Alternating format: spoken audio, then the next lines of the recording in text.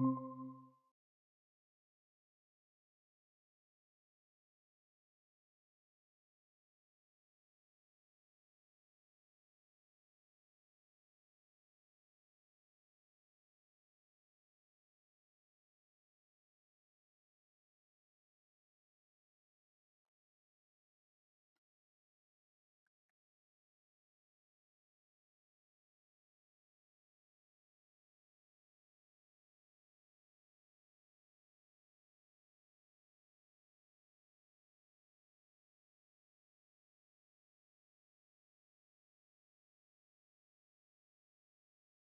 Hello. So I'll wait for a few minutes and then I'll start.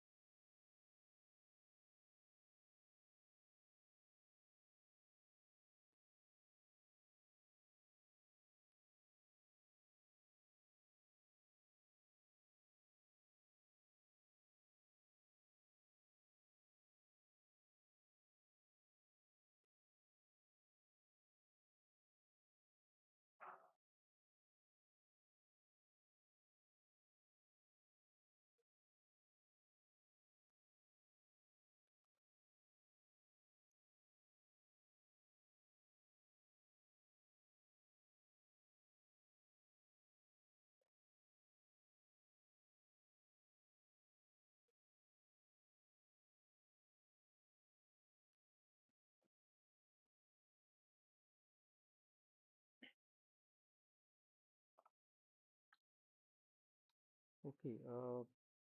So today we'll do understand anomalous Hall effect.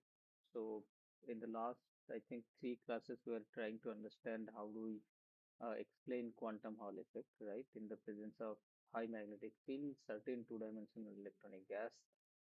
So quantized plateaus in the Hall resistivity, and as long as so during the plateau of the quantum Hall resistivity, the longitudinal resistance vanishes, and during the transition of the plateau from one to another, there is a sharp peak in the longitudinal resistance, right?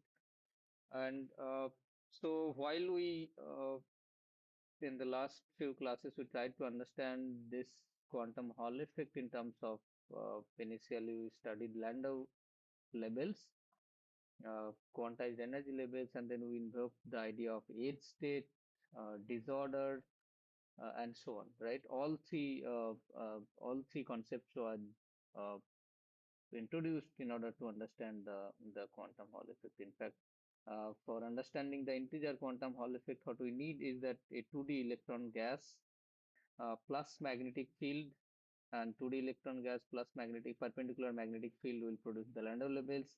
And then at the edge of the sample, physical edge of the sample, you will have the Landau label bending, and then the disorder will sort of create localized state, I mean immobile state, which will make the longitudinal resistivity to vanish, whereas the Hall resistivity still can occur because of the Landau label bending and edge state. Okay. So while this was the story for generally understanding the Hall effect, what I'll try to do for today's tutorial is that so we'll try to understand the quantum Hall effect, what we call quantum Hall sequence or degeneracy sequence for graphene explicitly. Okay. Uh, for initial few minutes, we'll do that, and then after that, we'll understand what is anomalous Hall effect and various aspects of it. Okay, so yeah, So what we have for, graphene-like system is that we have two values, right? So we have two values k and k prime. And once you, so initially the values are like this, or rather they will be exactly like this, okay? K and k prime. Now, when we apply magnetic field, sufficiently high magnetic field, B not equal to zero, then there will be development of flat Landau levels. So these were, let's say, I'm not able to show in 3D, but Kx, Ky, and along the energy, okay? And these are linearly dispersing, as you know. Once you apply magnetic field, so they will develop Landau levels. So let's say these are the n equal to 0 Landau level, and then there will be n equal to 1 Landau level. So this, let's say, n equal to 1 Landau level, and then n equal to 2 will be closer. Okay, so maybe somewhere here, n equal to 2, and then n equal to 3, a little bit more closer,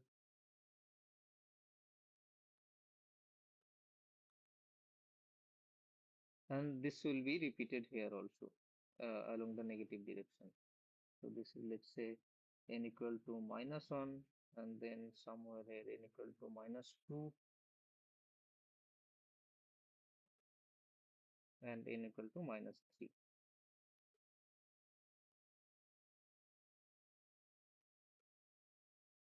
Okay, so yeah, Sajib, earlier you had this kind of dispersion.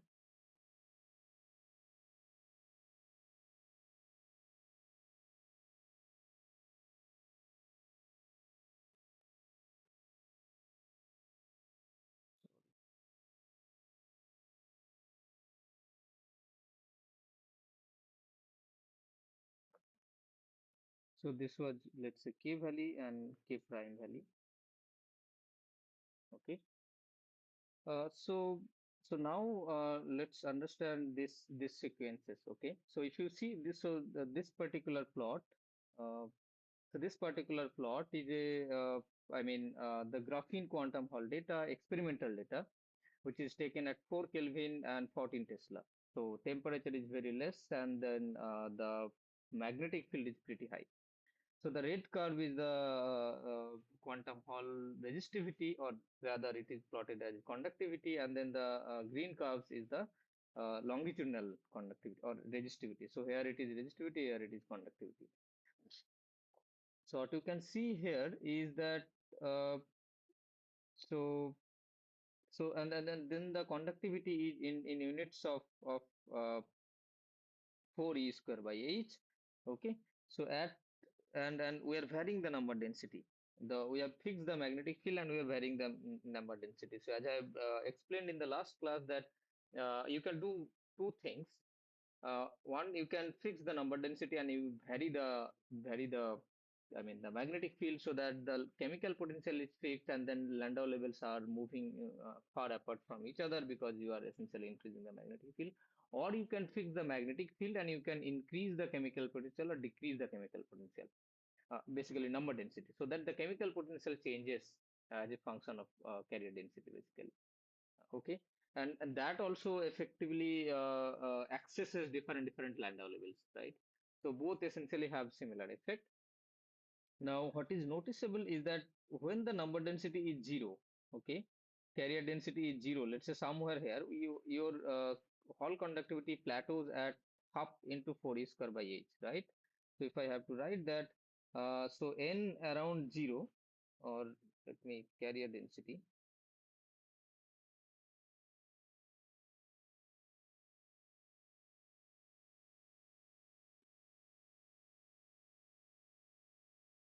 N around 0, you have sigma xy equal to 4 v square by h. So the whole plot is in units of that, and then there is half, right? Half is coming from this y-axis value. So essentially, uh, okay.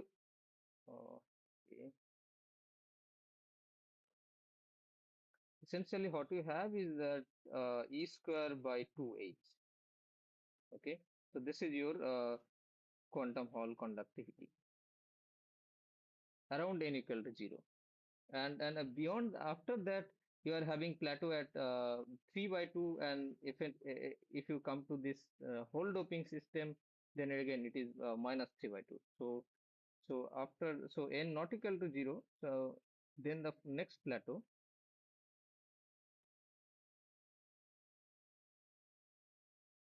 occurs at 4 e square by 8 with the value basically, and 3 by 2 or minus 3 by 2, right? So mod 3 by 2, let's say.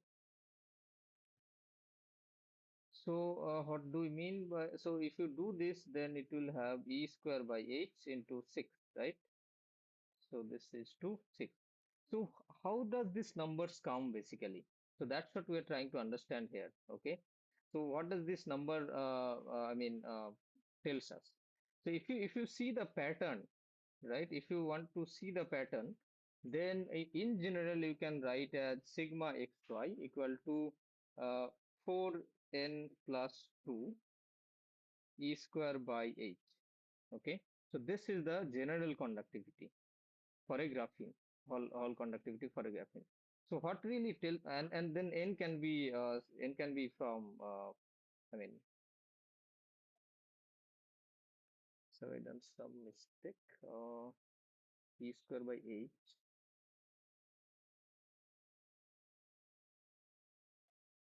Oh, sorry.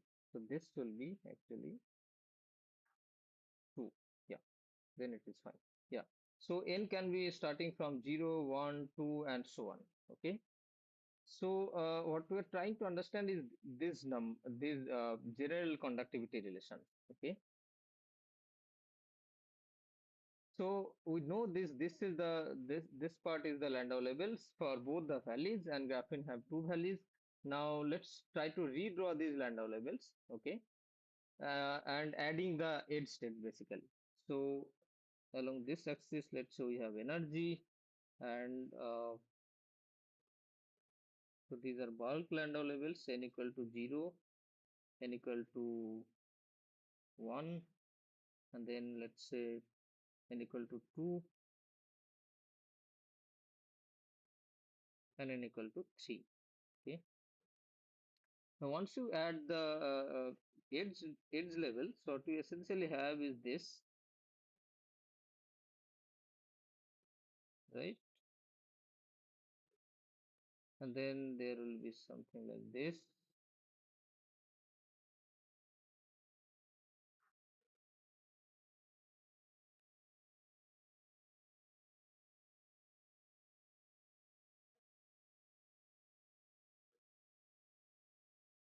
And similarly, in the lower energy level also you will have similar thing. So this is n equal to 1. This is, let's say, n equal to 2, and this is n equal to 3. Okay. Now I'll draw and then explain.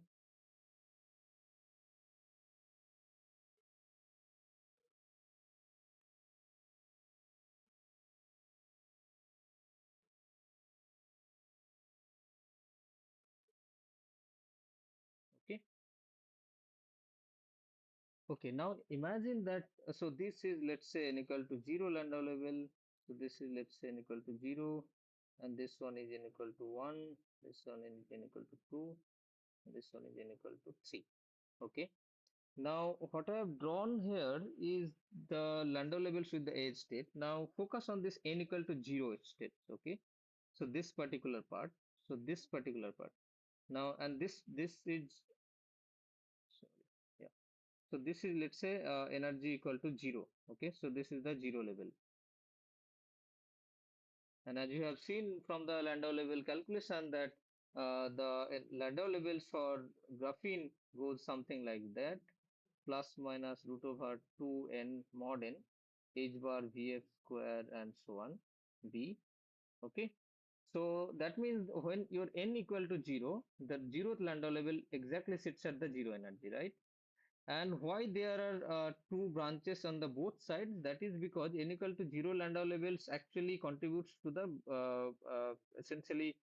Uh, so you have two valleys and two spins, right?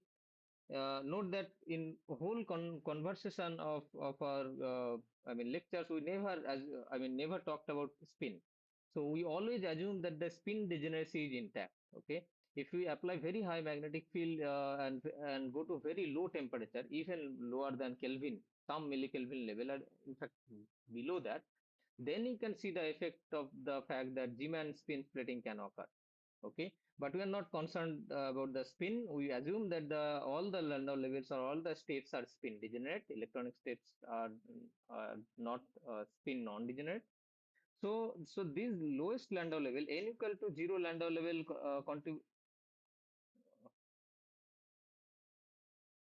so n equal to 0 Landau levels essentially contains four states actually. Okay, so this is inequal. So this part is unequal to 0. So this is total, in total it is four states. And again, this is precisely because of two values, because as I have shown you here, that we have k valley and k prime valley. In the both of these cases, we have n equal to 0, exactly at the 0 energy, and as well as each Landau levels at both k and k prime, each Landau level has two spin, right? Up spin electrons and down spin electrons both have the same energy here only. So that means there are total four states. Here I have, so I am showing k plus k prime both, okay, and they are degenerate. Both values are also degenerate and spins are also degenerate. So there are four states. Now let's look at the what happens for the n equal to 1 Landau level. So this is the n equal to 1 Landau level. So again, it has two states, right? Or total four states. And if I want to explicitly write total four states, what are these total four states? Are that k, so an electron around the k valley which can have up spin, electron around the k value which can also have down spin, and electron around the k prime valley, again the same up spin can be there, k prime valley down spin can be there. So these are two and these are again two. So total four states, right?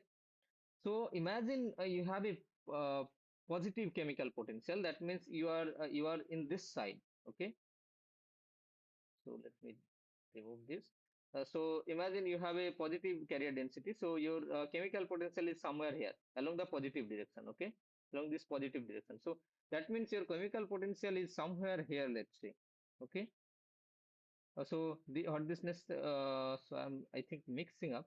So this is actually carrier density. So let me not, this is, taken from internet. So I'll write that as a carrier density. Throughout our courses, we are writing N as a Landau level index. Okay.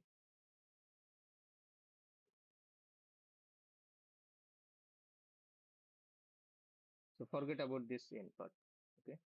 Yeah. So this is carrier density. So imagine your chemical potential mu is somewhere here. That means how many states are contributing? So there are total four states. These are total four states.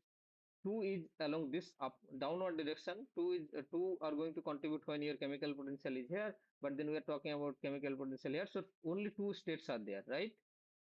And because of these two states, and each states can contribute to the Hall conductivity by E square by H amount. So xy equal to E square by H plus another E square by H.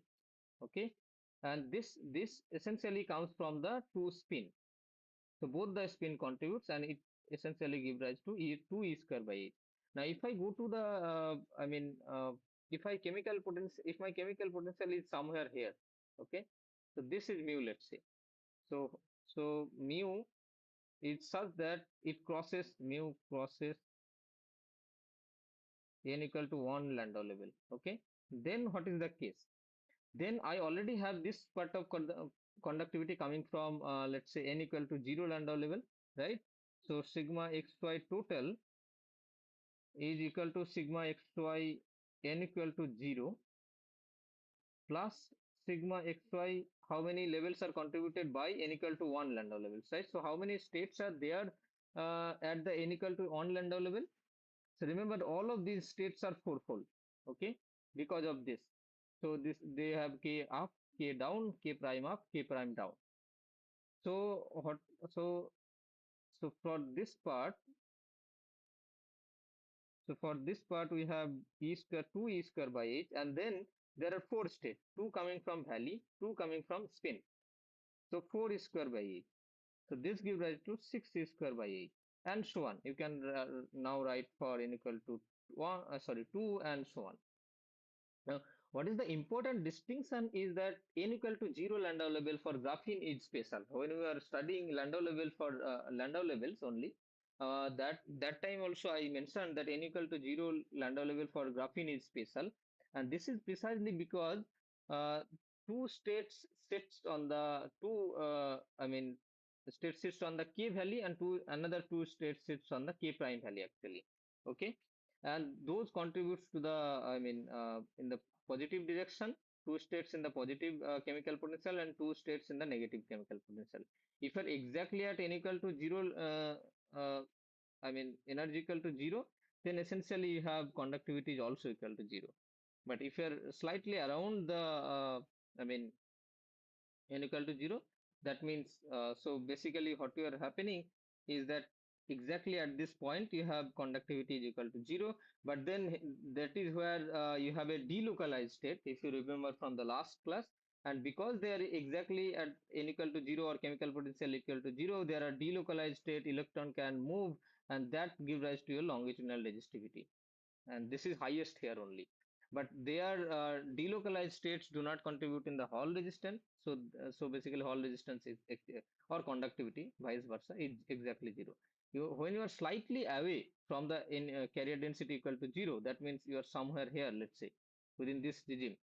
Then what is happening is that you are within this regime. Okay, so you can be somewhere here or here below the n equal to 1 lambda level, let's say. And that means, yeah, there are two states are contributing, this part or this part, and which give rise to 2. And that's how we understand the Landau level sequence or degeneracy sequence of quantum Hall in graphene, which in general can be written as 4n plus 2 e square by h. Okay. Okay, so that was the part of understanding quantum Hall sequence in graphene. Now let me move to the uh, I mean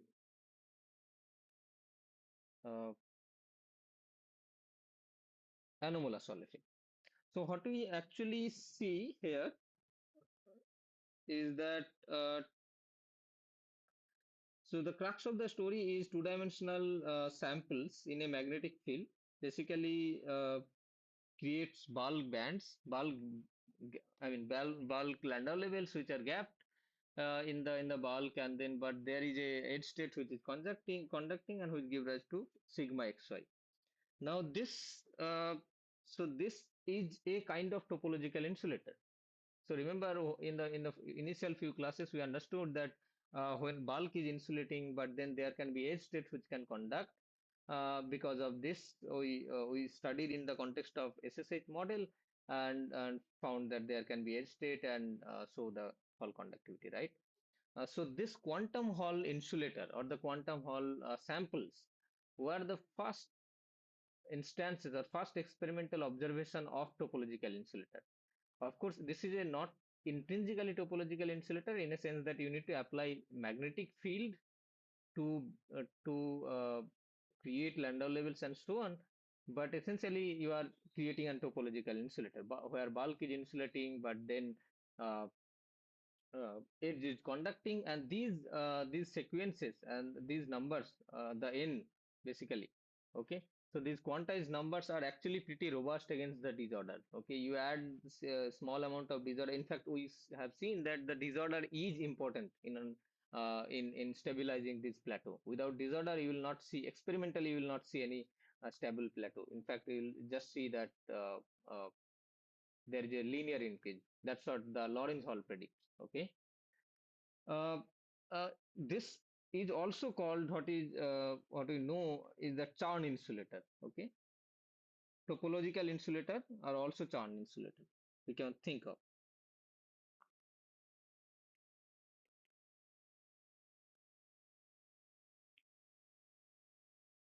Okay, so in the context of SSH model, one dimension SSH model, we have seen that winding number, which was, I think, 1 by pi minus pi to pi, and then a dot dk, where a was simply I, and then this was the wave function, del of k, u of k, right?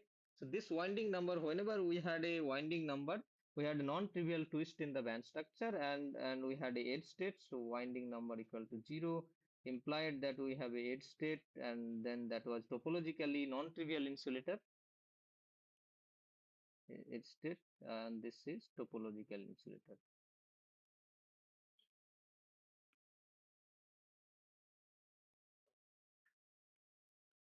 Okay.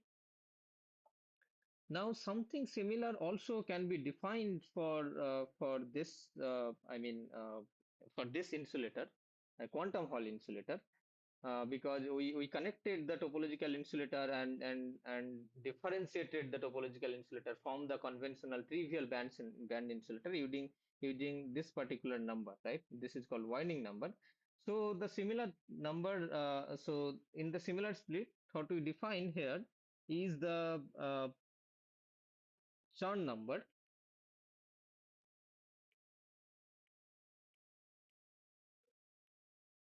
Okay, and this Chern number is represented by C, and this is essentially in two dimension. And earlier in SSH model, uh, we have seen in one dimension it is defined as winding number. Okay, so Chern number is given by, so this is the whole Brillouin zone integration, and it is integrated over something called Berry curvature.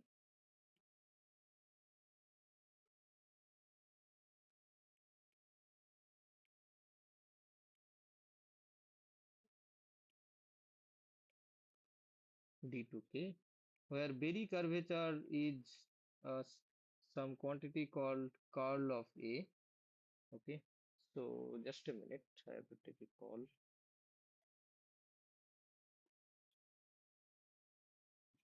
Hello.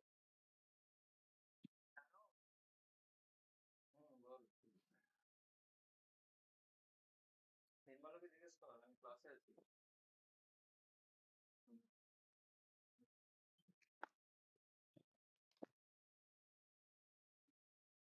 Okay, sorry.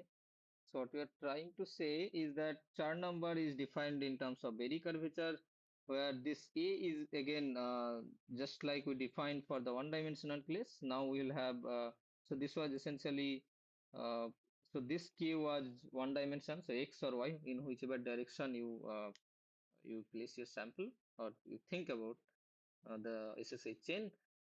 Here we'll have something similar. So we'll have AX component, let's say. So this is call. Call means in the K space. Call essentially means X cap, let's say. So let me write clearly. Call is in the K space, and this is X cap del del KX plus Y cap del del KY. And A X is nothing but something similar. UK del KX uh, del kx uk. Okay, and similarly ay will be just like that, so I'll put comma and right here.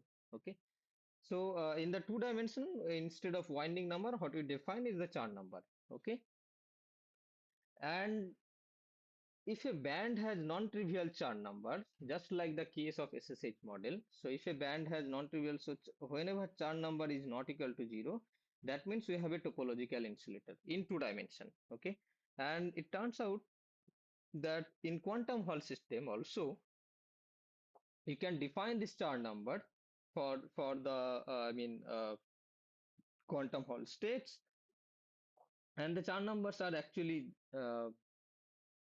non-zero. Okay, and the first time, so let me remove this one, or let me put a page. Okay, uh, yeah. So the for the first time in 1982, four gentlemen, so Thaules, Kohomoto, and then Nightingale, or not Nightingale, I think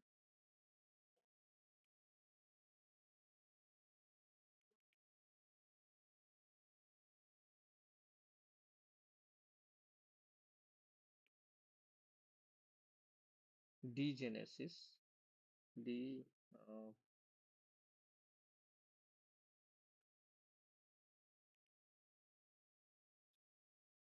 okay, so in short, these are called TKNN. So these are four authors of a paper, 1982 PRL.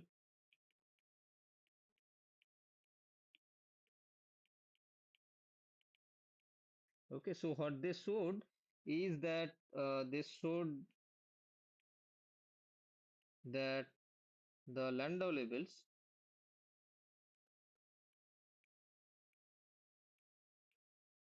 in the quantum Hall or of the quantum Hall insulator of the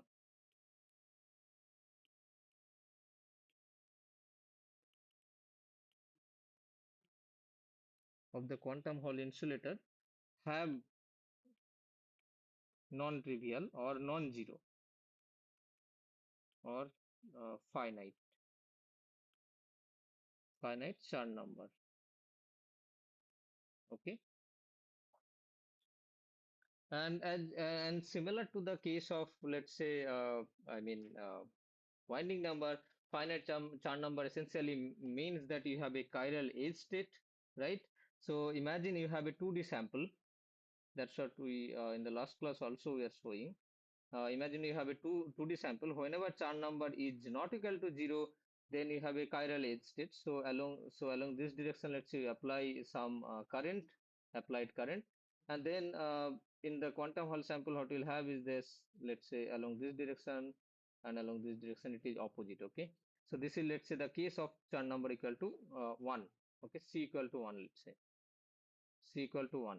Now, if you have C equal to 2, then there are two counter propagating edge state, okay, and so on.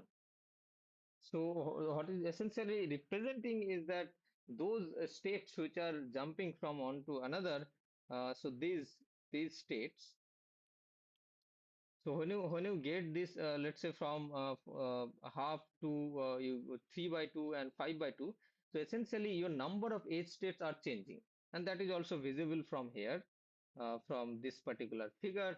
And because as a result of the number of edge states are changing, we can represent or understand this number of edge state changing as a by calculating the Chern numbers basically. Okay. So yeah, that was the idea of connecting the the bulk boundary correspondence basically. So in the bulk, it is insulated. So in the boundary, depending on the number of edge states, you will have conductivity of different quantization value. Okay.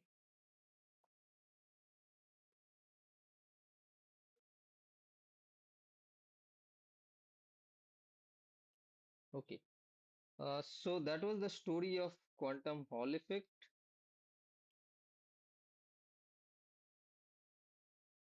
Now, remember that we started the discussion of quantum Hall effect, or we motivated the quantum Hall effect from the fact that uh, uh, so so von Klinging in 1982 or 81, around 81 and 82, what he observed is that in gallium arsenide two-dimensional electronic gas, what he observed that instead of conventional rho xy, which is Lorentz force induced or Lorentz Hall effect, so he was trying to see the Hall conductance of the gas, what we call 2D electron gas. So instead of this, what he saw is something at the very low magnetic field, it was linear as expected from the Lorentz Hall effect, and then it was sort of becoming quantized. Okay. So one of the experimental data I showed in the last class. So yeah, so this is the experimental data. Okay. So if you see this figure, then along so this part is rho xy, the blue curve. So for a very small magnetic field, it is linear as expected from the Lorentz Hall effect. But then, as you increase the magnetic field, let's say beyond 1.5 or 1 Tesla, you slowly start developing these plateaus, right? And at high magnetic field, this gets prominent and I mean associated with the longitudinal resistivity vanishing in the plateaus, right? So this was the story of quantum Hall effect. So what we have tried to understand is this part, that why there is quantization, and during the quantization value why there is no longitudinal resistivity, and why there is finite longitudinal resistivity the moment you transition from one plateau to another. Okay. Now this was date back to 1981 or 1982, first experimental observation. Something similar, or not similar, but something even more earlier observation or anomaly from the longitudinal, from the conventional Lorentz Hall resistance was observed by uh, Lorentz himself. Okay, so as you know, so as you know that uh, Lorentz actually discovered. So let me write.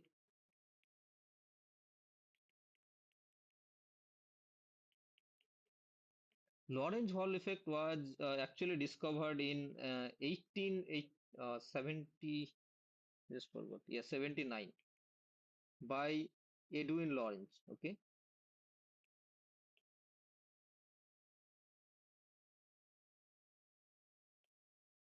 okay. So what he saw was that rho xy for non-magnetic metals. So this first part he observed actually in non-magnetic metals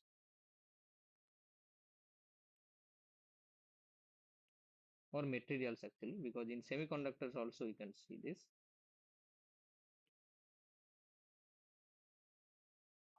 Okay.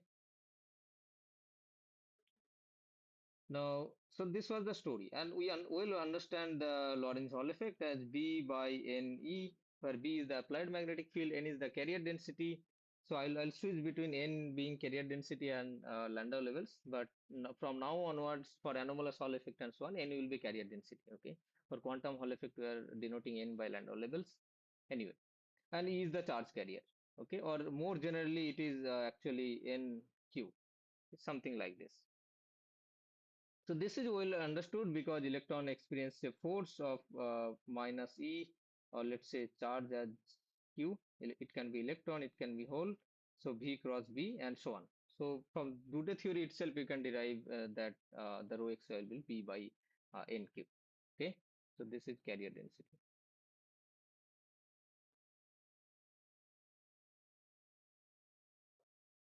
Now, so remember the date 1879. Now in 18, so this was the year 1881, I think. Yeah, Lawrence himself observed that. So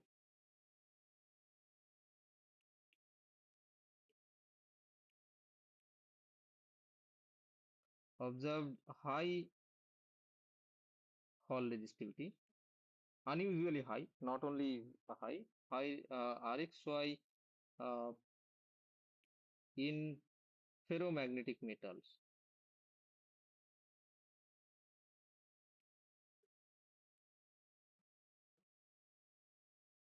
And another important feature was rho xy was not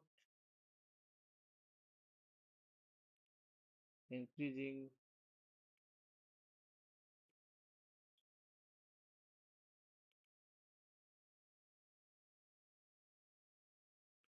linearly with B. After certain B, it was kind of saturating. Okay,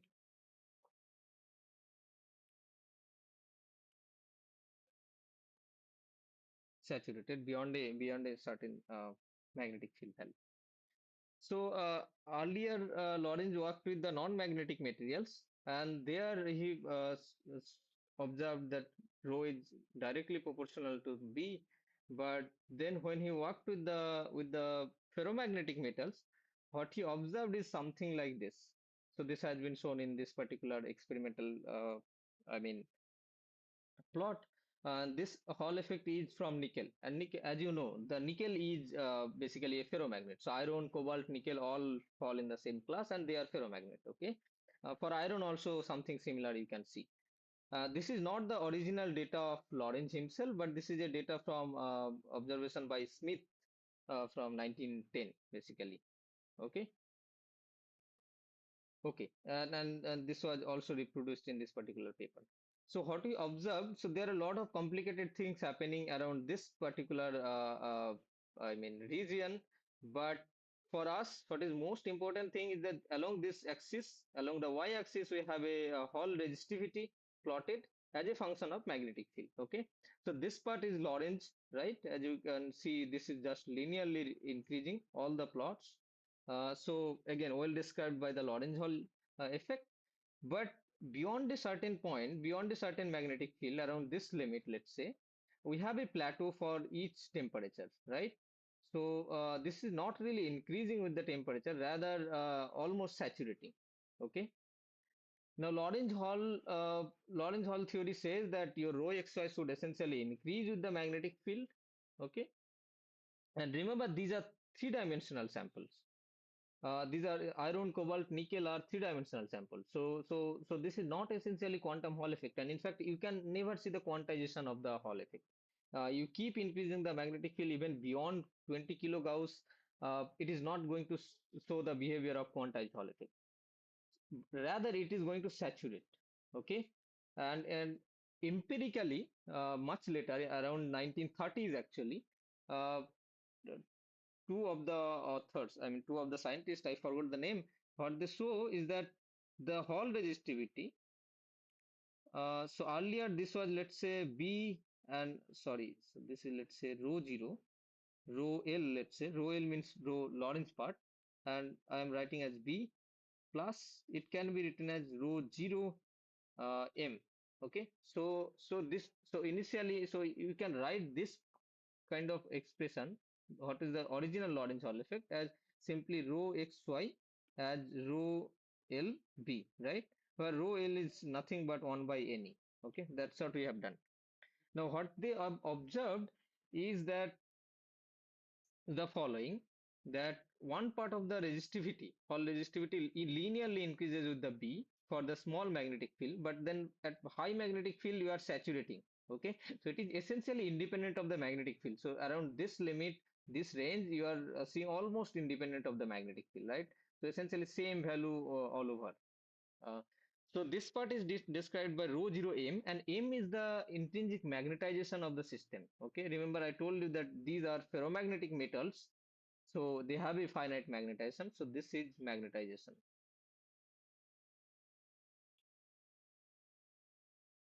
Okay,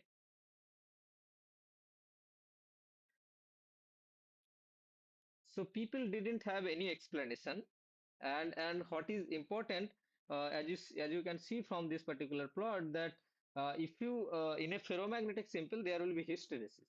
So you increase, start from zero magnetic field value, you go to some high magnetic field value, and this part is independent of the magnetic field. When you come back, reduce the magnetic field basically. So come back in this direction, you reduce the magnetic field. You see that if you extrapolate this data, it is not going to be zero. It is not going to follow this. This part is not shown here. So hysteresis is not shown in this particular plot. But in many samples, what they have observed is that when they decrease the magnetic field after reaching a highest magnetic field, they are going to see something like this. Okay. So this is the hysteresis curve they are going to see. I am not showing the data, but that's what the experiment show. So what necessarily means, when you come back to zero magnetic field, you have some value, right? So this is the value of Hall resistivity at zero magnetic field, and this is what represented by this part, that you have a when you take B equal to zero, we can have finite resistivity, and this part is totally independent of magnetic field. Uh, so independent of magnetic field.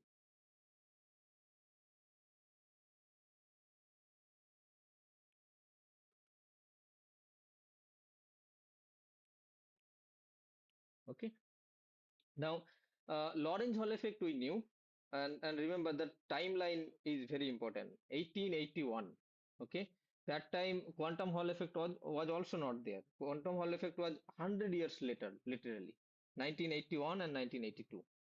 Okay, so that time people didn't have any explanation for this part.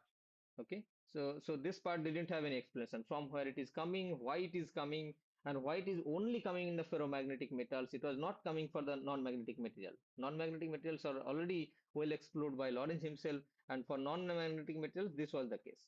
Okay, so you keep increasing the magnetic field, you will keep getting higher and higher Hall resistivity. Okay, so because there was no explanation at that time, and this was kind of anomaly from the conventional Lorentz Hall effect. That's why people called it anomalous Hall effect.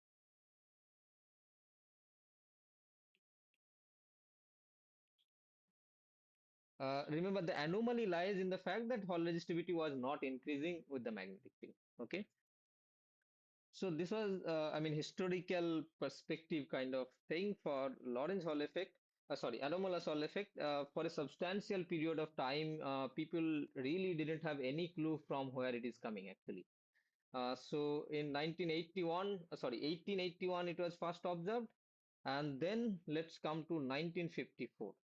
Okay, so in 1954, two scientists, Karplus and Luttinger,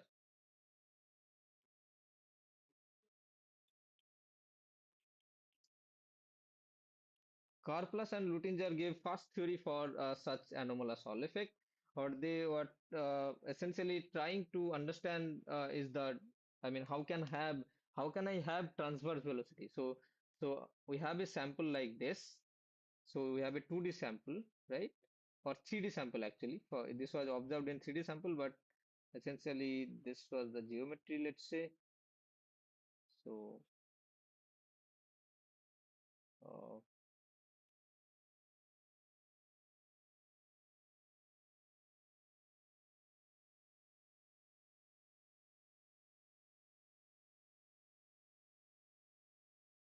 okay. So along some direction you apply uh, electric field or the current. So you have applied some voltage, and then you have also applied magnetic field perpendicular this direction, and this is, let's say, y, x, and z direction. And the voltage you are measuring, the Hall voltage, literally from this part to uh, lead. Okay, Hall voltage.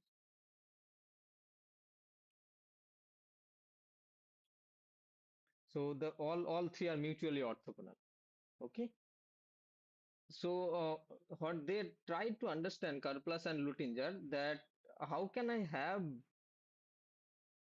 an velocity which is perpendicular to the applied current, and yeah, so that was the main purpose, that how can I, so what is the velocity and how can I explain the electrons going perpendicular direction to the electric field? Because essentially, if I have Lorentz force, then we can have this V cross B, right?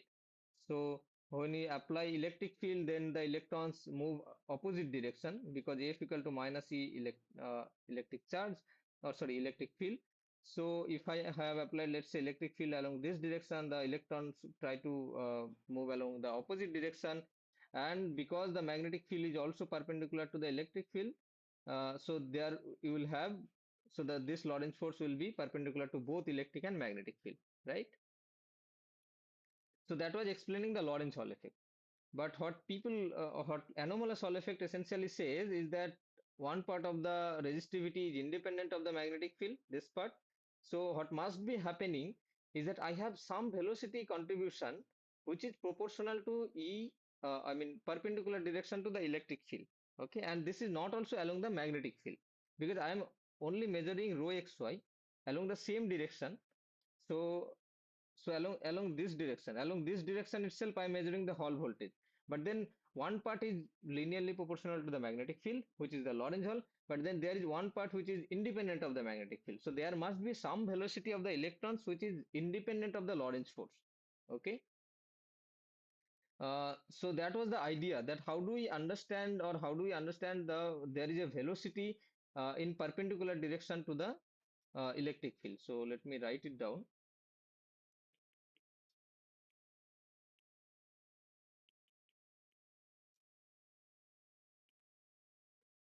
Anomalous Hall effect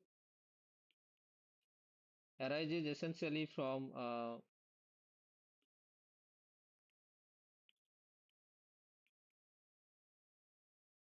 what we call anomalous velocity,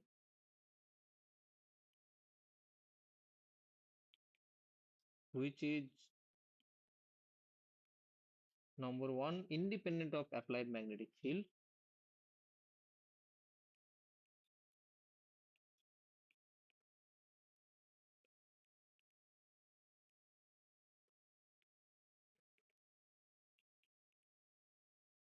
Number two, it has a direction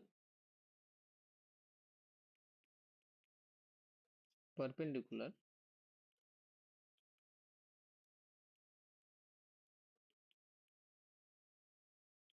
to applied electric field.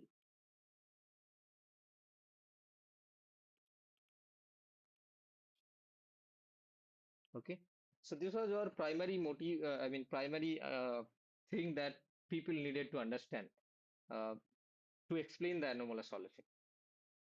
So around 1984, Karplus and Luttinger proposed two mechanisms actually. So this mechanism we'll discuss later. This mechanism is much more, even 20 years later than these two mechanisms which were proposed by Karplus and Luttinger.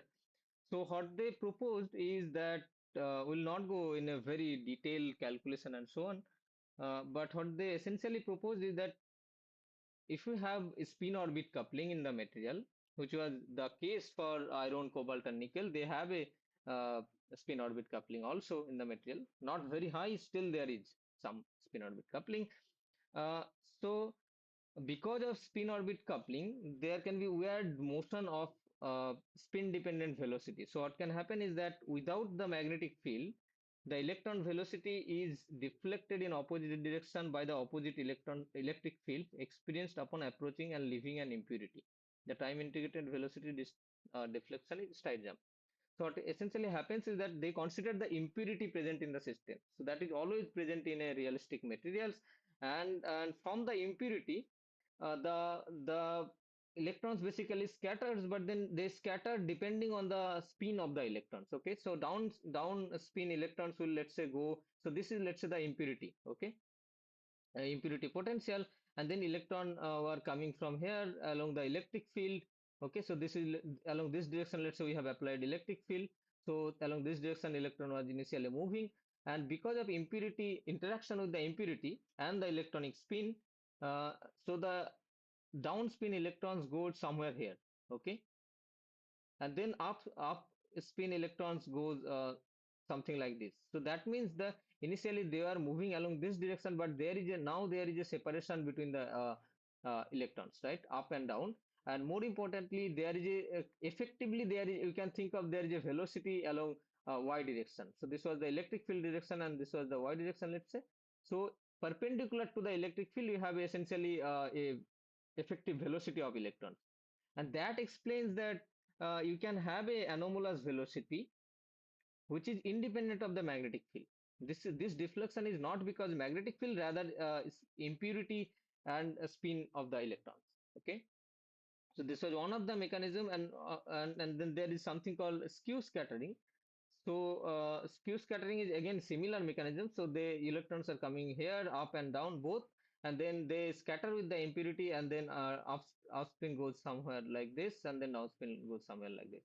Essentially, the idea is same, that you will have a transverse velocity, electric field along this direction, but then effectively you will have a electronic motion along this or this. Okay.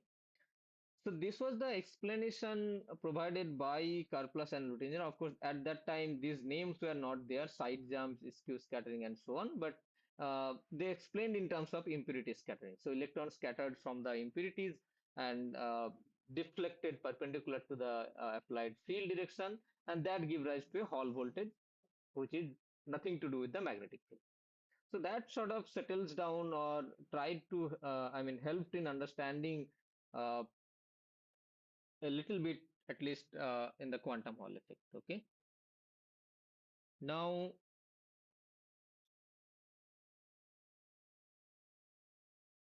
so this was kind of, I mean, sort of satisfactory understanding, but then something more kind of robust understanding came why this happens because of the discovery of the Berry phase actually. Okay, so 1954 was Karplus and Luttinger, and then 1984 Berry, Professor Michael Berry.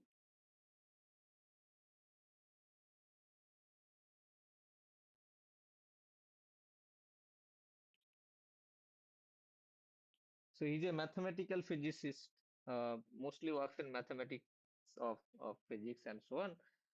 So what he proposed that whenever an electron, whenever an electron traverses in a closed loop, so they get an extra phase. Okay, so they acquire an extra phase. So imagine you have a, let's say, 2D Brillouin zone. You are so this idea can be extended to 3D. Okay, generalized, but you have a 2D Brillouin zone, let's say. Okay, so I'm just giving the overview, not going into the rigorous mathematics because we don't have so much time to do that. Kx and ky. So these are, let's say, maybe plus pi by a, minus pi by a, and this is 0, 0, and again plus pi by a, minus pi by a. So imagine an electron sitting here. Okay, so sitting here. Now, once you apply electric field along, let's say, so this is in the momentum space picture. So imagine you have applied an electric field along E direction. Okay, so the electrons will move along in opposite direction to the electric field and again come back to this point, right? Or similarly, you start from here and then apply, let's say, electric field along this direction. So you start from here and you come back to this point. Now, as far as the Brillouin zone is concerned, the first Brillouin zone. So plus pi by a is equivalent to minus pi by a, right? So this is for x and y direction. So in general, we can write as k is equivalent to k plus g. G is the reciprocal lattice vector.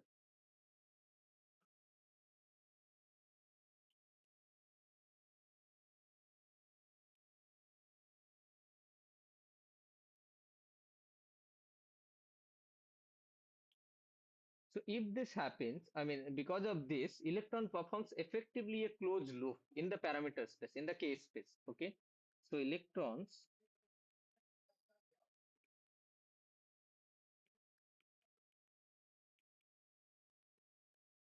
effectively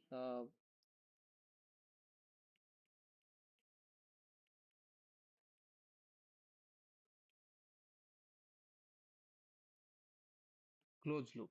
Okay, and whenever the electron I mean traverses a closed loop, so basically if we think from started from, let's say, k and it came back to k plus g, so but k and k plus g are equivalent. So and when we started from k, let's say psi electronic wave function, so this is electronic wave function.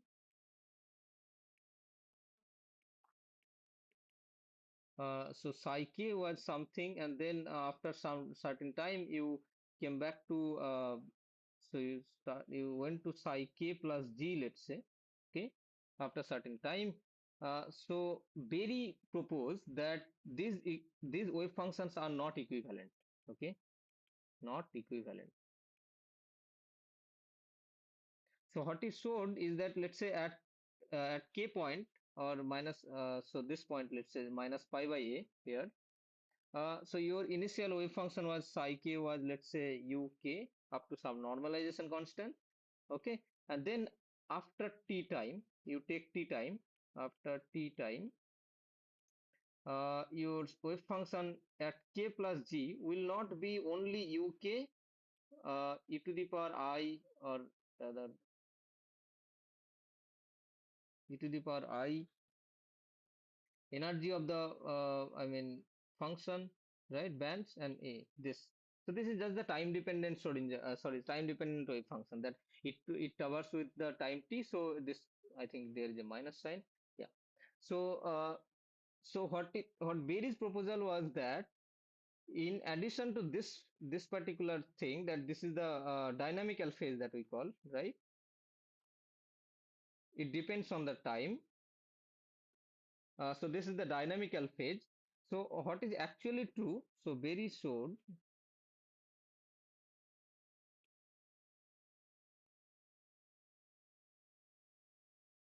psi k plus g is rather uk is of course there. Uh, we have the time dependent phase epsilon n t by h bar, but there is also something called extra phase. Okay, so this is the Berry phase, and this Berry phase is geometric in a sense that it can be written as I k, so integral over Brillouin zone actually. So this is curl of A k and then dk. So D2k or D3k. It depends on which I mean dimension you are in.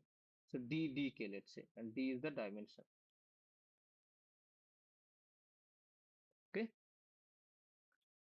Uh, am I right? So this should be 1 by 2 pi actually. Yeah.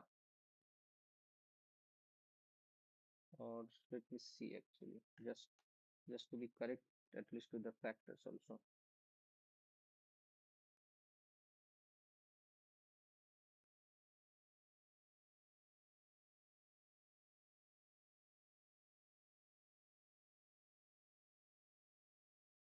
No, I think there, yeah. So there will not be any factor. Uh, in fact, the expression is also different. The expression we can write as a curl, but that will be different. So this will be like this: C closed loop dk. So dk vector is in d dimension. It can be 2D dimension, at least 2 dimension or 3 dimension. And this is dot with a n k. Let's say it can be written as a surface integral also. So this is surface. This will be, let's say, d dsk. I'll explain what I'm saying, and then we'll have curl of AK. This is just using the Stokes formula. Okay, so what is AK? What AK is called Berry connection.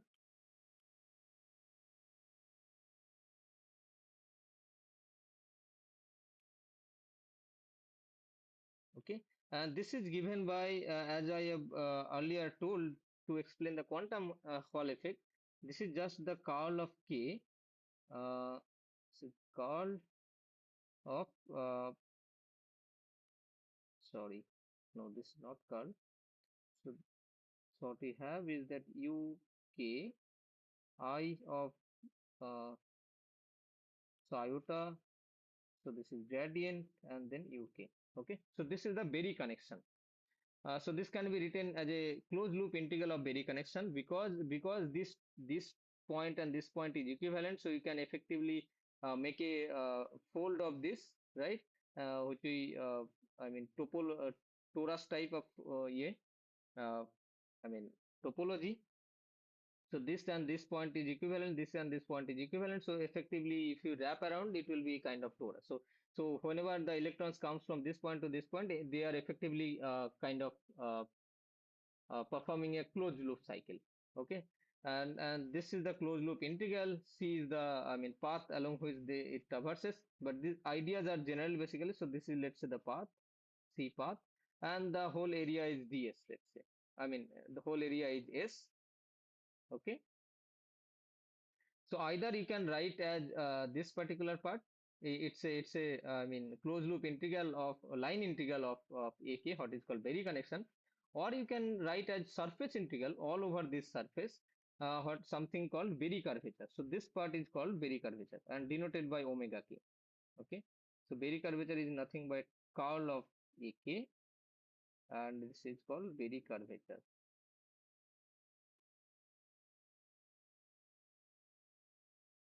So this particular thing was invented by Professor Michael Berry, that whenever an electron, so this concerns about any electron. It doesn't have to be solid state system. Whenever an electron traverses a circular path, it comes back to the same point.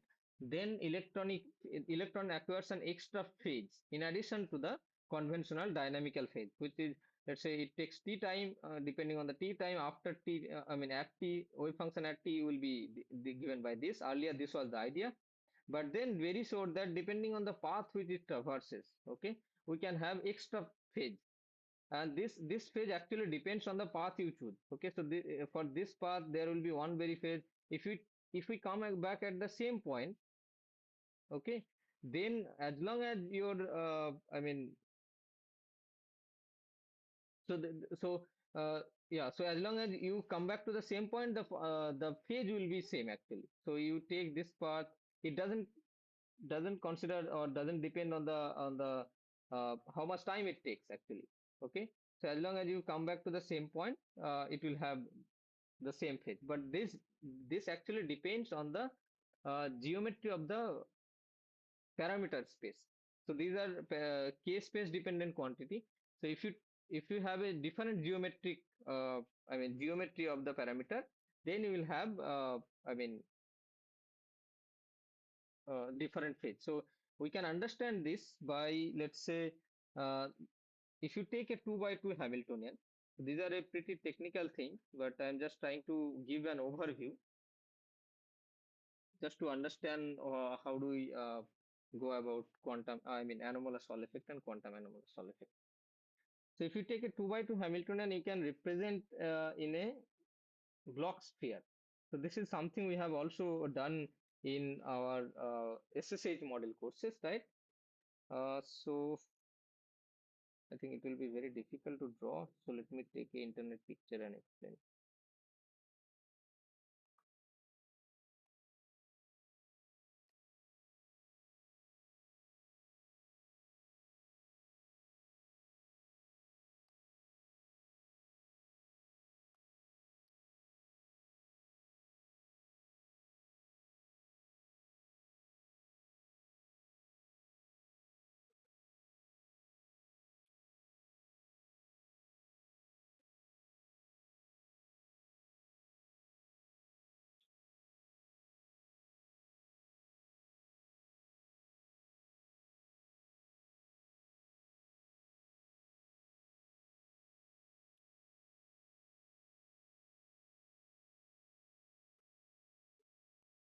Okay, so let me explain with this.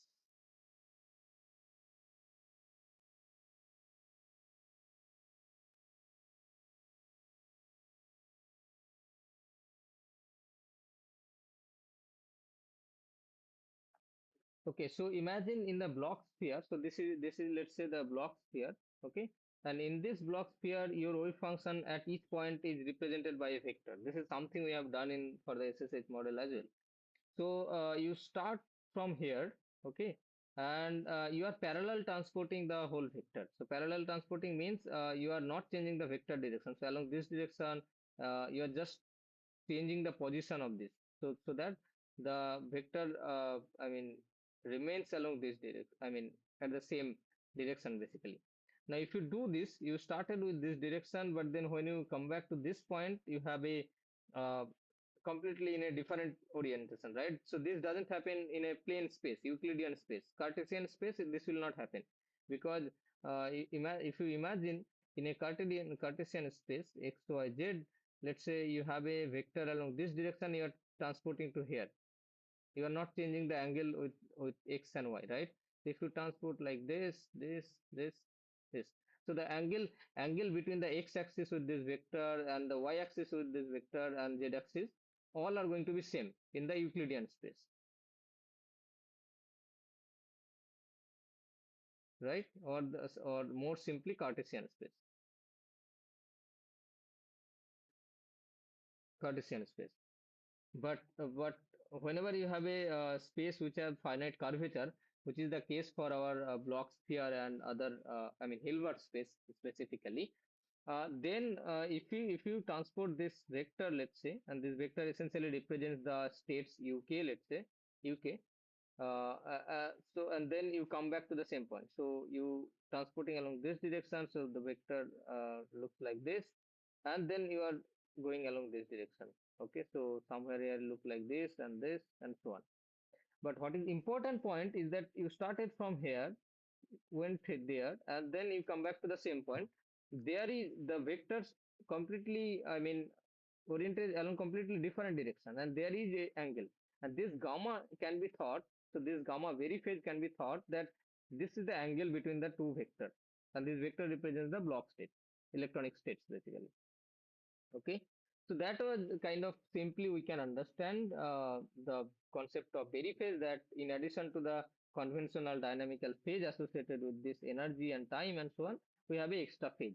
And this appears because of the structure of the Hilbert space. This doesn't appear in the conventional Cartesian space. Now, these are all kind of more of a theoretical point of view, that why there will be an extra phase and so on. But physically, what it give rise to is something like this quantity, Berry curvature. Okay, and this Berry curvature, now what we calculate is that this Berry curvature give rise to a new velocity contribution to the electronic velocity. So earlier, so if I write down the velocity, I mean the expression r dot, so this is the, let's say, electronic velocity,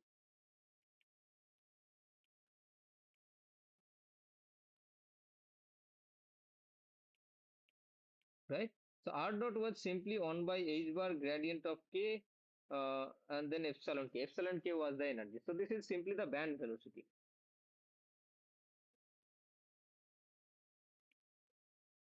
Now, when people calculated this velocity of the electrons, incorporating this effect in the wave function, okay? So incorporating this particular effect in the wave function. Earlier, people consider this part and then calculated the band velocity to be this, okay? For epsilon is here, you see the epsilon in here, the energy of the nth band, and the same here, okay? Now, when people considered the gamma very phase, what they got is a new term, grad of k, epsilon of k minus E by h bar, E, of course, this has been calculated in presence of electric field, so omega k. Okay, so this is what they got. Now, the recipe to calculate is that you essentially construct the Lagrangian. So, construct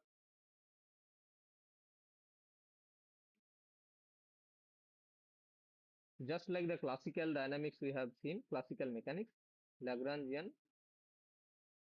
Lagrangian is, let's say, represented by function L, which will be a function of position, momentum, and it's a time dependent Lagrangian. So position time derivative, momentum time derivative, and of course it can depend on time t.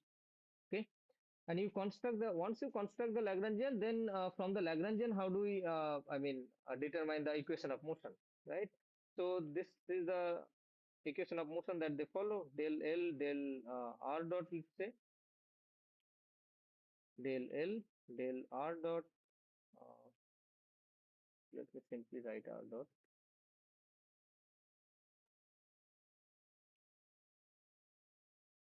minus del L del r, right, equal to 0.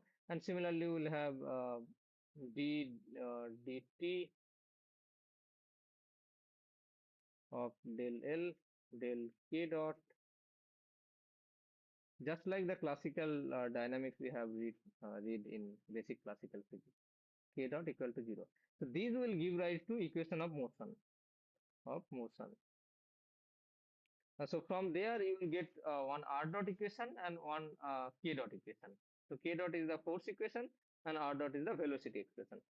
So when you consider electric field and so on, you will get this extra term. Okay. So this is the extra term that arises and which is associated with the Berry phase actually, right? So this is the Berry curvature term, and the Berry curvature term is essentially, so this was the Berry curvature term and which is associated with the Berry phase. And now let's look at how this extra term in the velocity. So this extra term in the velocity expression explains the anomalous Hall effect. a Hall effect without the presence of magnetic field. Okay. So if you see this expression, it will be clear that R dot, imagine you have a electric field along S direction, okay, parallel to X direction. Now omega, let's say along a Z direction. It can have other components, but for 2D, it will only, so let's say if we have 2D sample in the XY plane, so this is X and this is Y, then you can only have omega Z. Okay, so this you can show actually. In fact, some part of it we will see in this lecture itself.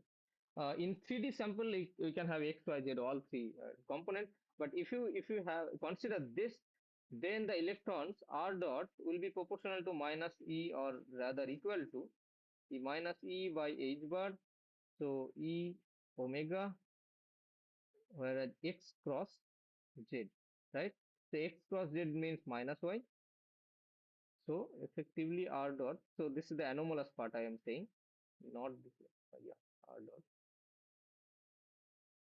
So anomalous part.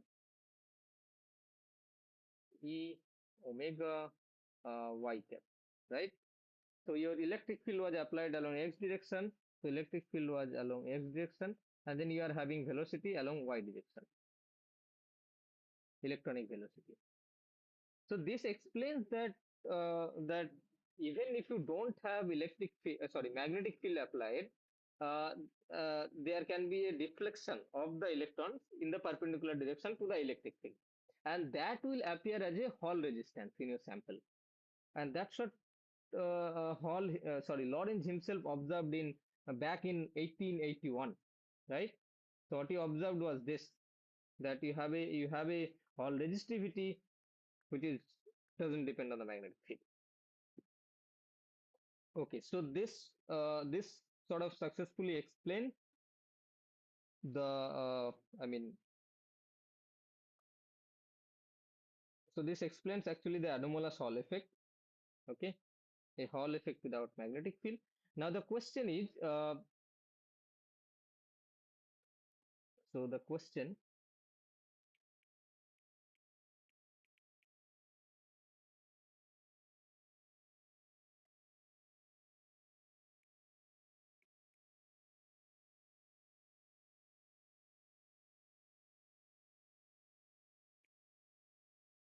Hall effect in any sample.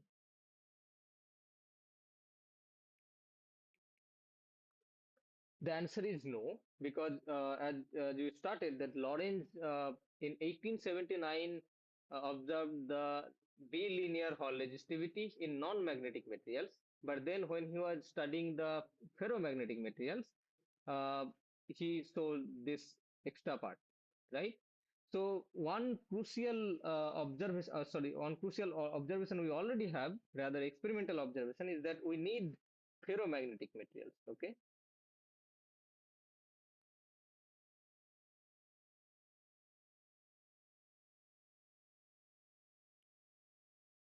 So ferromagnetic materials have magnetization not equal to zero, and whenever magnetization is not equal to zero, your time reversal symmetry (TRS) or time reversal symmetry is not present, okay, or is broken, okay. And this can be very easily explained with the properties. So I think I have missed one thing. I mean messed up. So this will be plus, and this will also be plus. So x cross z will be minus y. So along the minus y direction. So the electron will be along this direction, let's say. Okay. Okay. So what I was trying to say is that how do you see that only in ferromagnetic materials we can have this kind of anomalous part, right? So that's what at least the experiment tells us. So this can be seen very easily. So I'm not going to sort of derive the symmetry relation, but what we have, this omega k, which is curl of ak, and if I write fully, so the curl is essentially ak is essentially iota uk, this is grad k uk.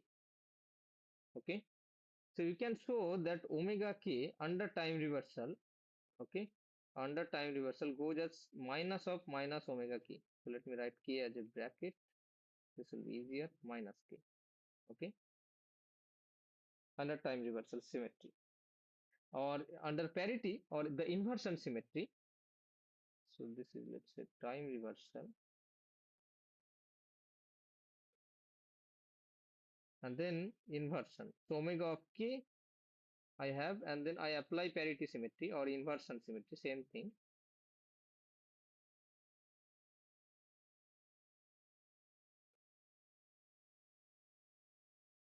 So this will be minus, sorry, this will be plus. Okay. So remember that k crystal momentum under time reversal symmetry goes to minus k, and under spatial inversion symmetry or parity symmetry, p, it also goes to minus k. Okay. On the other hand, the R, the position under time reversal symmetry, it doesn't change anything. It stays there. I mean, as it is.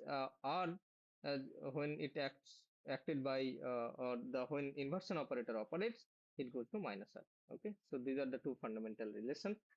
So, so you can show explicitly that when time reversal symmetry operates on Berry curvature, this so omega k goes to minus of omega of minus k. So what this means for a time reversal symmetric system. So okay, so before that I should have uh, told you the conductivity. Okay, how do we see this? Phenomenologically we understood, but the conductivity we can write as something like this. So how do you write current, right?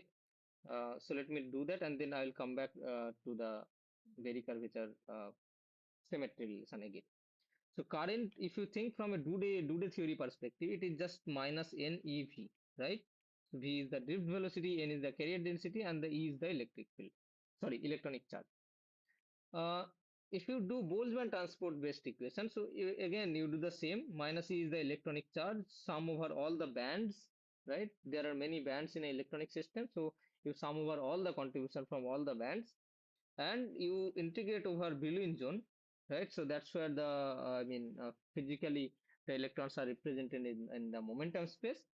And again, you just do the velocity. So earlier you had the uh, I mean drift velocity, here the velocity r dot, and you associate an f0. F0 is the equilibrium distribution function. Let's say for us it will suffice to have only equilibrium distribution function, or in general you can just write f. Okay, dk, integration over dk.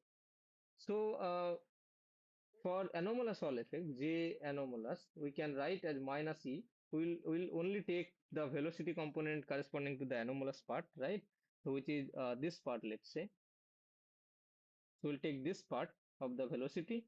Okay, so this band velocity, if you take that, will be completely zero, right?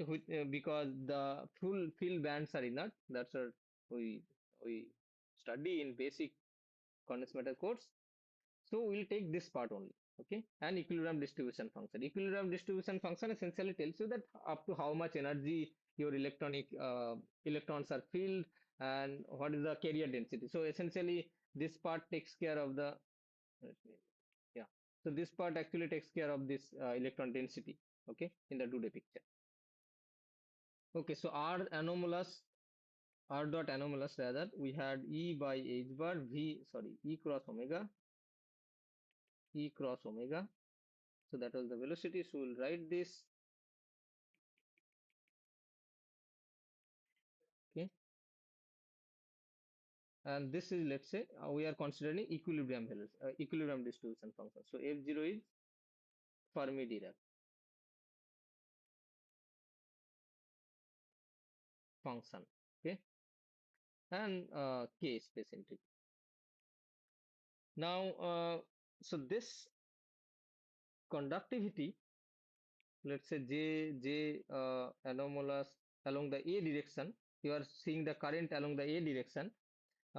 You can write this as a E square by H. This part you can write, let's say you suppose electric field is applied along V direction. A, B are just can be X, Y. I'm trying to be general basically.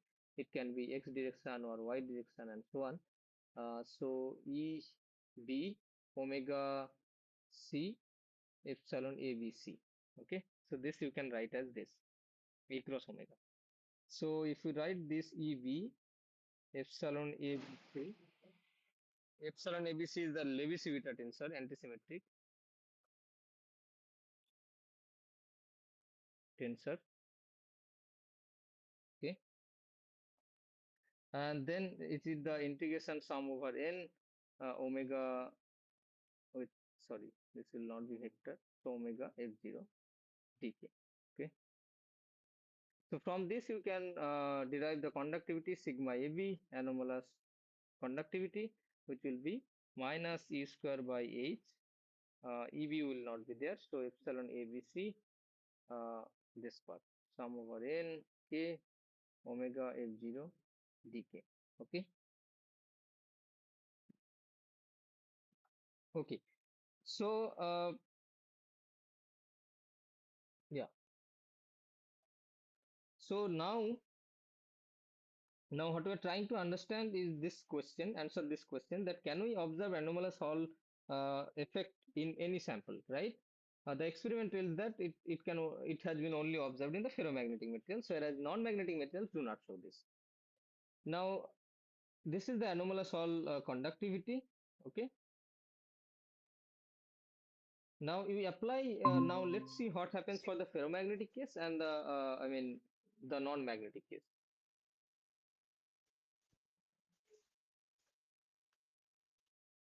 So case one, let's say non-magnetic. Non-magnetic means time reversal symmetry is preserved. Okay. If time reversal symmetry is preserved, as I have told, that omega of k under time reversal symmetry, it goes to minus omega of minus k, right? So if that is the case, then let's see the fate of this anomalous conductivity, right? So I'm only concerned about this part. I'm only concerned about this part, let's say, because all other parts are essentially constant. So what happens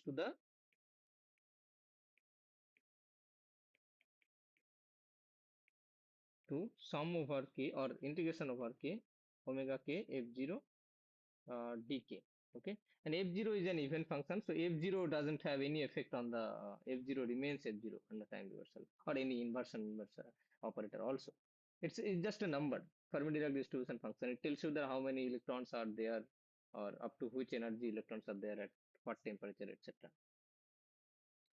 So any Brillouin zone. So as I have showed you, it's a 2D Brillouin zone. If we consider, let's say, 2D Brillouin zone, so this particular Brillouin zone, if you see that this is my 0, 0 point, and then there are equal number of, I mean, this equal number of minus kx state, plus kx states, and then plus ky state, minus ky state.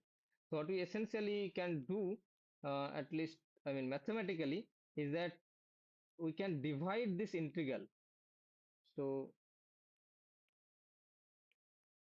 omega of k f0 dk, and this omega, this very I mean the integral is all over the Brillouin zone.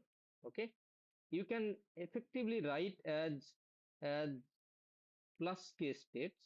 Okay, plus k states omega of k f0 dk plus minus k states, right? Omega of k f0 of dk. So if we just for simplicity, let me redraw this just to make more colloquial.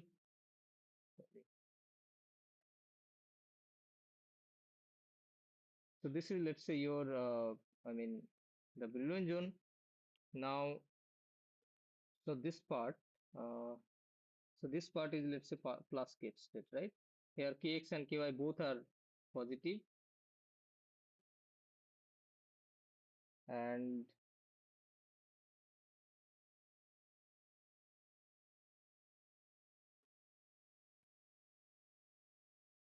and here it is both are negative.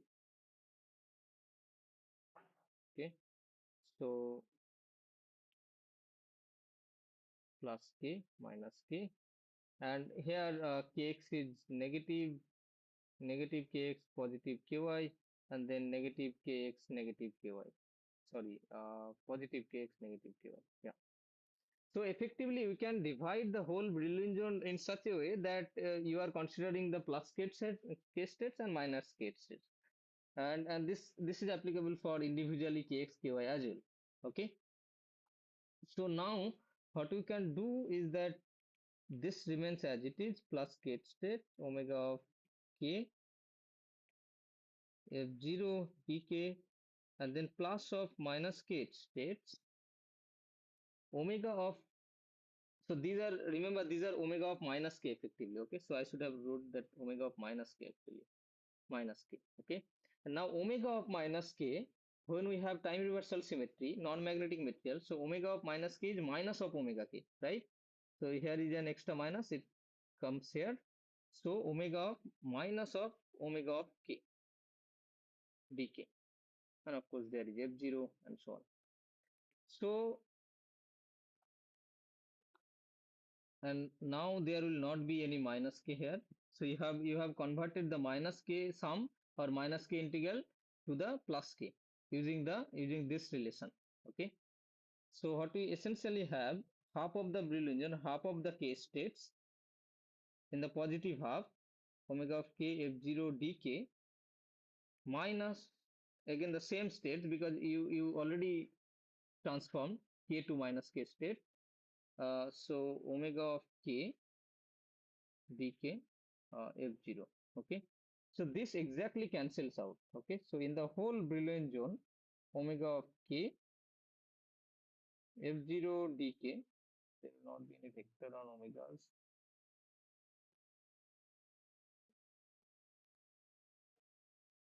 So this is actually 0.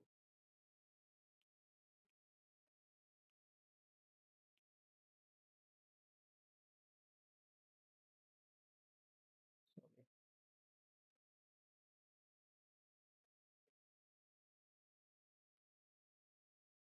For non-magnetic materials.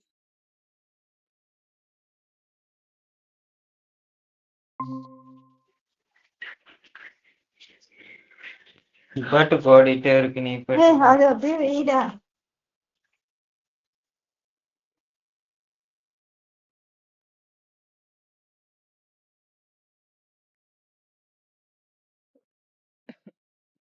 Okay, so what we have, I mean, from the Berry curvature.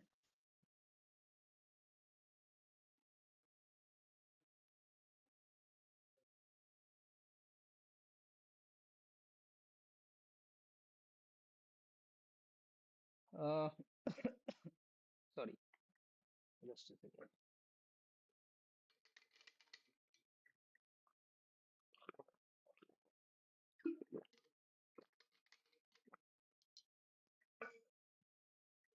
So, for non-magnetic materials, what we have seen is that the integral of the Berry curvature is 0.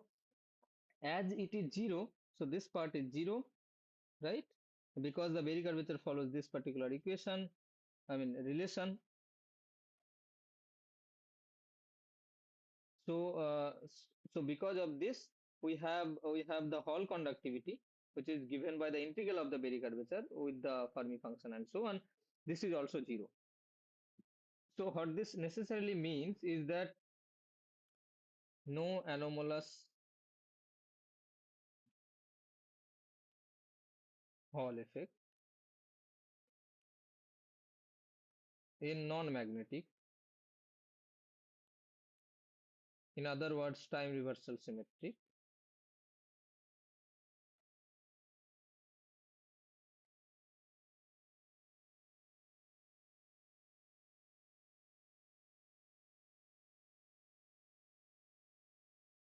Okay,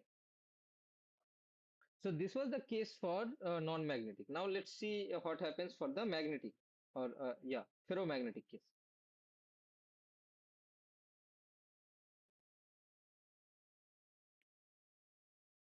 Magnetic or ferromagnetic.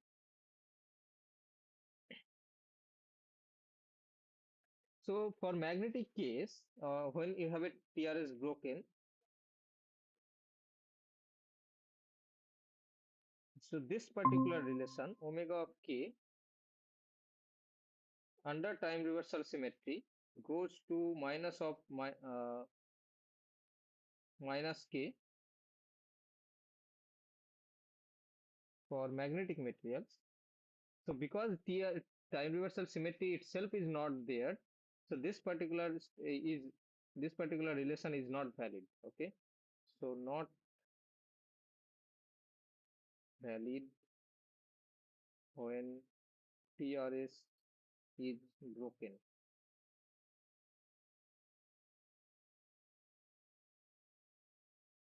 Okay, so there is effectively this relation doesn't hold. So that means the integration over the Berry curvature basically. So Brillouin zone integration over the full space, including plus k and minus k, dk is not equal to 0.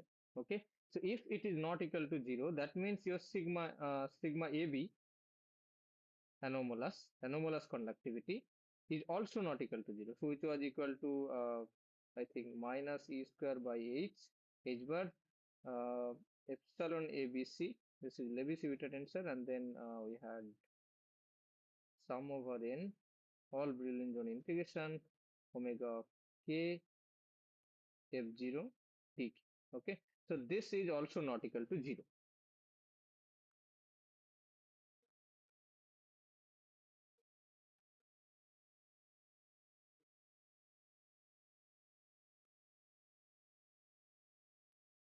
Okay, so this means that in ferromagnetic materials,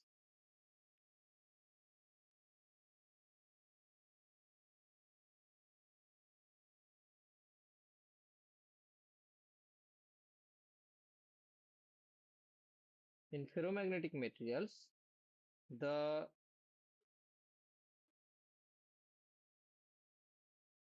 anomalous Hall effect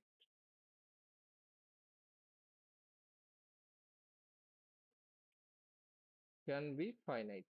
Okay, and that's what explains the appearance of the anomalous Hall effect or B independent Hall effect in the ferromagnetic metals that Lorentz and many other people later observed. Okay, so this is sort of explains the anomalous Hall effect in terms of the Berry curvature. So the crux is Berry curvature modifies the electronic velocity, and it turns out that the Berry curvature for all materials is not zero. Okay, so it needs certain symmetry condition for any materials to show up. So if we think from the basic symmetry relation, so for time reversal it follows this relation where omega of k goes to minus omega k, and then for parity or inversion symmetry, omega k goes to up omega of minus k. Now imagine if a system has both time reversal and inversion symmetry. Okay, so if a system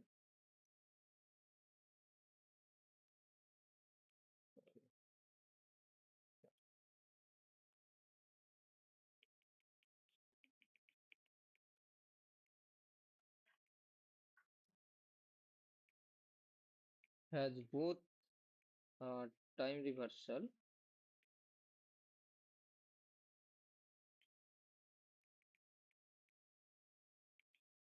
inversion symmetry, then what happens? So time reversal says omega of k goes to under time reversal it goes to minus omega of minus k, right? And then the inversion says that omega of k goes to omega of minus k simply. So both are present. So what this means is that if both are present, then this particular part. So if I have, let's say, now what I'm trying to say is that if I have time reversal plus inversion, okay, then what happens? So you can replace this omega of k. So omega of minus k under parity inversion goes to only omega of k. So you can write omega of k goes to minus of omega of k, right? So this is what essentially you are writing, omega of k. So here only you can write. So so this means if I have time reverse, sorry, minus here, because I have replaced this omega of minus k. So this omega of minus k, uh, which is equal to omega of k. And now, since I have also addition to time reversal, I have also the parity inversion symmetry or inversion symmetry. So this omega of minus k is replaced simply by a omega of k. Okay. Now what it turns out is that omega of k is equal to minus omega of k. So a quantity which is its equal, I mean it's negative. So a quantity x is equal to minus x. So what this means is 2x equal to 0, so x equal to 0, right? So that means if I have both time reversal and parity symmetry or inversion symmetry, omega k is 0. Okay. So this is the precondition to have, I mean, symmetry condition to have Berry curvature. Uh, so either, so try to understand the hierarchy. So either you have to break time reversal symmetry or inversion symmetry to have finite Berry curvature. Now, having finite Berry curvature is itself not sufficient to have anomalous Hall effect, because if you have time reversal symmetry in the system, which is the non-magnetic material, then we can show that the integration over the Berry curvature over the full brilliant zone will be zero. And if it is zero, then the Hall conductivity is also zero. So let me write this actually. Hall conductivity, anomalous Hall conductivity is zero. Okay. So, so, so even if you break the time reverse, sorry, inversion symmetry, you are going to get anomalous Hall conductivity to be zero. But if you break the time reversal symmetry of a system, which is the case for magnetic system, then you can have finite anomalous Hall effect. Okay, and that explains the anomalous Hall effect. Now, now there is a more important and more interesting effect of, I mean, more interesting aspects of it. While Lawrence just observed the anomalous Hall effect, but it turns out that there can be quantized version of the anomalous Hall effect, okay, which we call quantum anomalous Hall effect. So, so this was the story of anomalous Hall effect. Now we will go to the quantum anomalous Hall effect.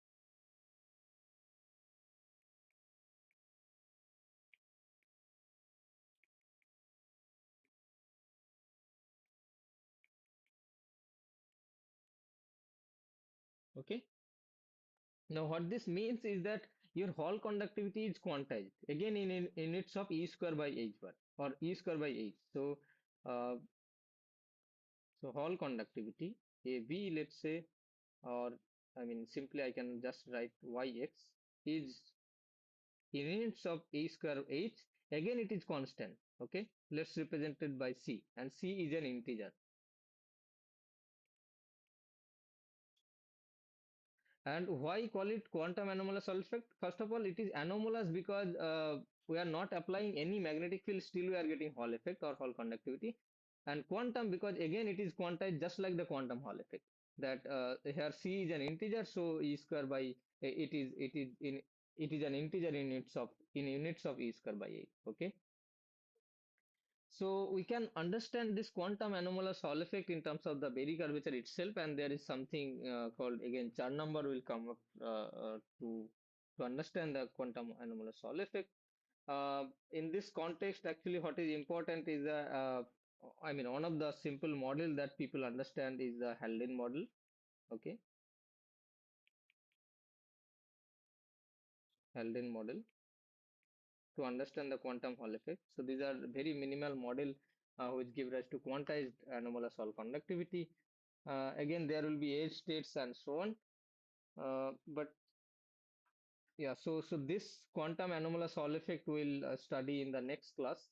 And so in the next class we'll study both the quantum anomalous Hall effect and the spin Hall effect. Okay, at least the quantum version of the spin Hall effect. And with this, our sort of discussion or the tutorials will end because that will be the eighth lecture. Okay. So if you have any questions, you can ask or we can end the meeting.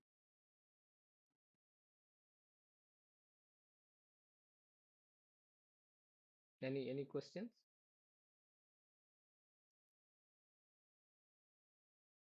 Okay. So yeah. So next class will understand both the quantum anomalous Hall effect and spin Hall effect. Okay, so I'll end the meeting.